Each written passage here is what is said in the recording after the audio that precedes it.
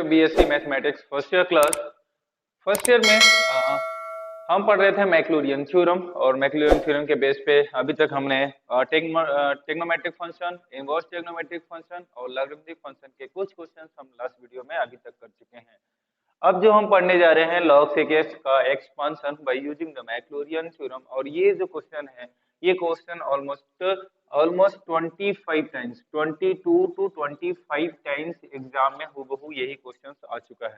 तो ये क्वेश्चन बहुत ही ज्यादा इंपॉर्टेंट है, और इस क्वेश्चन को हम कैसे करेंगे हम देखते हैं यहाँ पे। तो क्वेश्चन है expand the log x by using the Maclaurin theorem. तो देखते हैं हम यहाँ पे गिवन दिया हुआ है क्वेश्चन में y equal to log sec x। तो हमारा काम क्या है यहाँ पे मैक्लूरियन थ्योरम में, हमें पता है मैक्लूरियन थ्योरम में क्या होता है। हम सबसे पहले y नॉट निकालते हैं, फिर y1 नॉट, फिर y2 नॉट, फिर y3 not, y4 not, y5 not और y6 नॉट, और डॉट डॉट डॉट ऐसे करके y7 नॉट तक ऐसे। हमको चाहिए सीरीज के मिनिमम 3 या 4 वैल्यू तक चाहिए हमको, 3 या 4 एलिमेंट भी अगर आ जाते हैं हमको तो उतने में हमारा सीरीज कंप्लीट हो जाता है। तो देखते हैं हम यहाँ पे 3 नॉन जीरो वाले एलिमेंट देखते हैं कौन कौन से हैं। तो अगर जीरो आपके अगर 4 से 5 अगर जीरो आ जाते हैं, ठीक है, या तीन आपके नॉन जीरो आ जाते हैं, तो बस आपको वहीं तक करना है, ठीक है। तो देखते हैं हम यहाँ पे y इक्वल टू दिया हुआ है log sec x।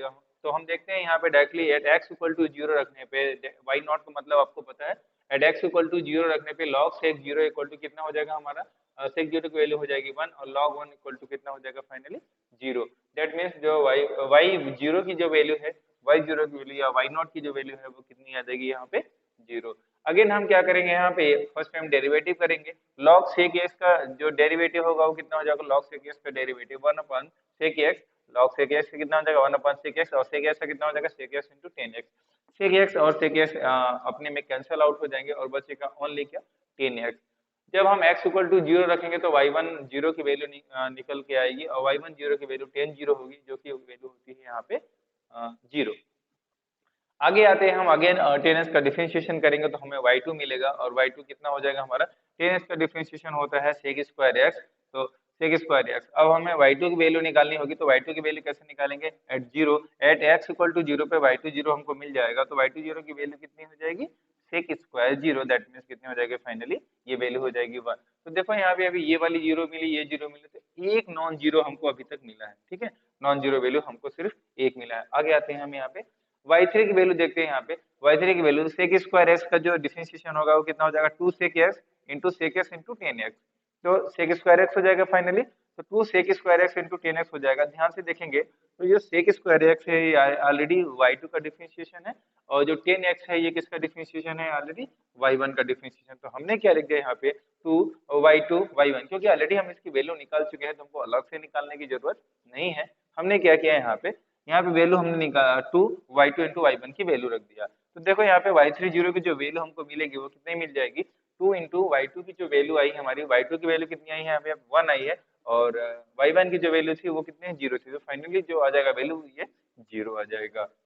आगे आते हैं हम, अब हम इसी का डिफरेंशिएशन करेंगे आगे y4। तो y4 की वैल्यू कैसे निकालेंगे, 2 तो हमारा कॉमन हो जाएगा, और y2 y1, तो हमें वही u इंटू v वाला फार्मूला लगाना पड़ेगा यहाँ पे, एक कांस्टेंट करके दूसरे का डिफरेंशिएशन प्लस दूसरा कांस्टेंट पहले वाले का डिफरेंशिएशन, वही चीज हमने किया है यहाँ पे। तो देखते हैं हम यहाँ पे क्या किया, हमने किया यहाँ पे y2 का डिफरेंशिएशन y3 और y1 को एज ए कांस्टेंट ट्रीट किया, फिर अगेन y2 का कांस्टेंट किया और y1 का डिफरेंशिएशन निकाला, तो कितना हो जाएगा यहाँ पे y2 का स्क्वायर, ठीक है। अब यहाँ पे हम वैल्यू रखते हैं at x equal to zero पे y4 जीरो की हमें वैल्यू मिल जाएगी।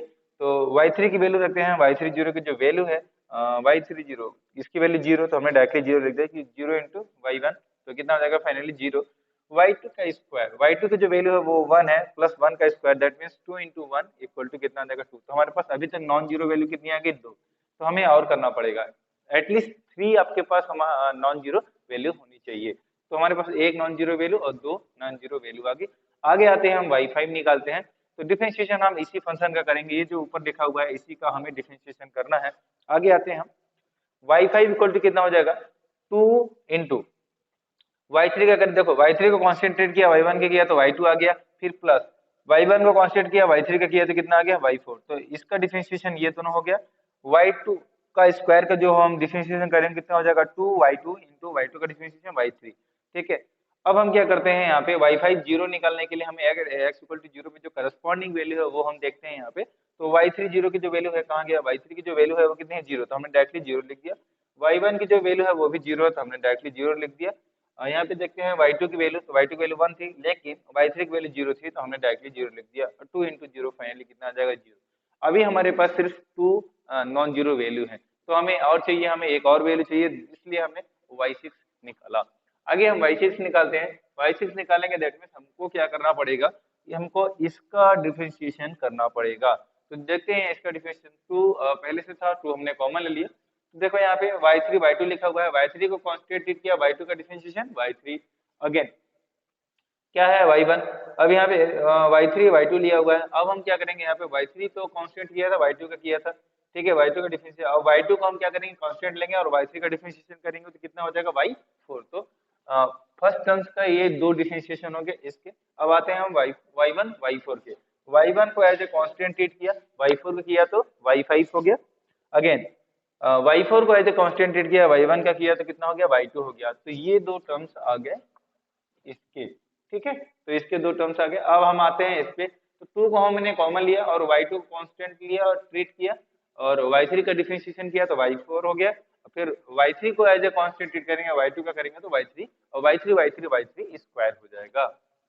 आगे आते हैं, इसको सॉल्व करते हैं, हम करस्पॉन्डिंग वैल्यू रखते हैं यहाँ पे। वाई थ्री की वैल्यू जीरो, तो हमने डायरेक्टली यहाँ पे जीरो लिख दिया। Again y two into y four, y two into y four, y two की वैल्यू वन है, वाई फोर की वैल्यू टू है, तो one into two that means finally कितना आ जाएगा यहाँ पे। तो मैंने यहाँ पे टू डायरेक्टली लिख दो, ठीक है। Again y one y five, तो वाई वन की वैल्यू तो ऑलरेडी जीरो थी, तो जीरो इंटू कुछ भी करेंगे अब जीरो ही हो जाएगा। नेक्स्ट आते हैं y two y four into y two लिखा हुआ है, तो y two into y four की वैल्यू कितनी थी, टू, पहले ही निकाल चुके हैं। फिर plus two into y four पहले ही निकाल चुके हैं, टू, और ये वाई थ्री जीरो थे, तो हमने यहाँ पे जीरो लिख दिया। टू इंटू टू कितना हो जाएगा, फोर, फोर प्लस टू कितना हो, सिक्स, और ये कितना हो जाएगा, प्लस टू एट हो जाएगा, एट टू जा कितना हो जाएगा, सिक्सटीन। तो हमारी जो नेक्स्ट नॉन जीरो वैल्यू आई है सिक्सटीन। हमारे पास तीन वैल्यू आ गई, और हमको वाई सेवन निकालने की जरूरत नहीं है, ये सीरीज में आ जाएगा, क्योंकि हमारे पास एटलीस्ट थ्री एलिमेंट होने चाहिए यहाँ पे। तो हमने क्या निकाला यहाँ पे, देखो तीन वैल्यू आई, एक y2 वाली आई, एक y4 वाली आई, और एक y6 वाली। अगेन y7 वाली जो वैल्यू आएगी वो कितनी हो जाएगी, फाइनली हमारी जीरो, और y8 वाली वैल्यू समथिंग कुछ ना कुछ वैल्यू आएगी यहाँ पे। तो देखते हैं, अब अप्लाई करते हैं हम by using the Maclaurin theorem. अब हम फाइंड करते हैं।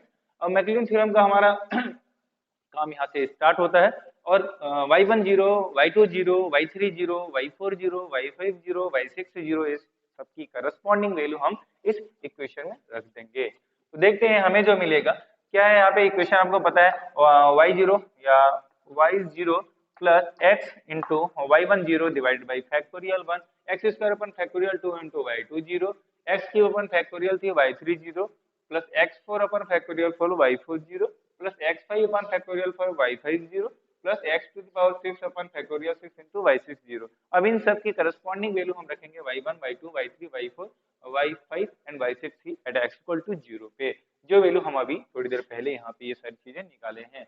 तो देखते हैं हम यहाँ पे वाई जीरो की वैल्यू जीरो, वाई वन की वैल्यू जीरो, तो ये तो नेग्लेक्ट हो गया।